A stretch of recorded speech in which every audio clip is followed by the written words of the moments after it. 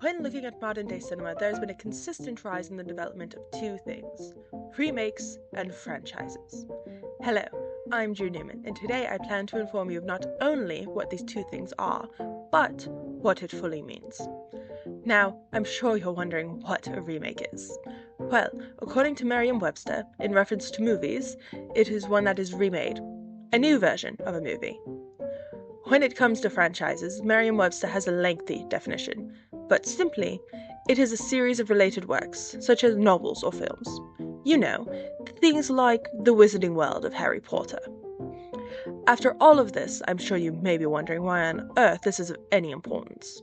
Simply put, in reference to Donald Wilson, the number of underperforming sequels, also known as franchise extenders, should be a glaring red flag for studio execs.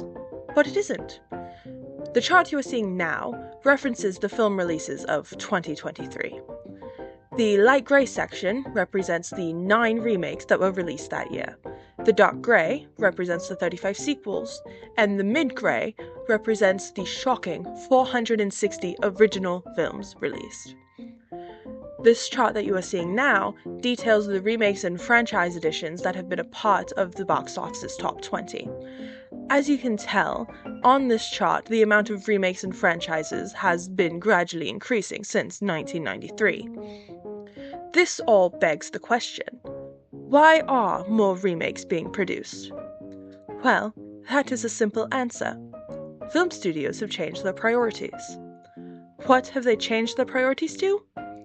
Nostalgia over creativity, focusing on pre-existing stories with fans rather than making new ones. There are a wide variety of examples where this is a present phenomenon, but some standouts include Beauty and the Beast, Footloose, and Carrie. Now that you know studios are putting nostalgia over creativity, you should also be informed that it has spawned 2 events: reliance on pre-existing formulas and stunted industry growth. I'm sure you're wondering what on earth a formula is. Well, it is a plot pattern that is followed throughout any possible film. One genre known for repeating formulas is the horror genre. Usually its products follow the formula of introducing victims and the final girl, giving a reason for the setting, introducing the killer, trigger event for the killing spree ensues, the killer gets defeated, and the end. What you are seeing now are some examples of shared formula between movies. A very notable example is the 2005 releases of The Cave and The Descent, both of which follow the formula of climbers being faced with supernatural beings during their adventures. Moving on to the second result of nostalgia over creativity: stunted industry growth. Without creatives being allowed to tell new stories, audiences will soon grow tired of the same old stories if they haven't already. I bet you're wondering why this is of any importance. Well, at its core, the film industry is founded upon creative growth. I mean, from the invention of the zoetrope to the first full-length digitally animated movie, the film industry has consistently been evolving and creating new things. But all of these points tie into one recently growing phenomenon. This phenomenon is known as requels. What are requels, you ask? Well, they are additions to franchises, focusing on pre-existing subject matter but not continuing the plot linearly.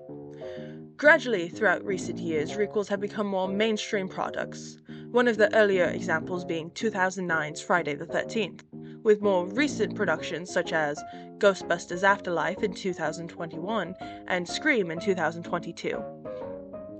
The final question that this all poses is what exactly this means for the film industry.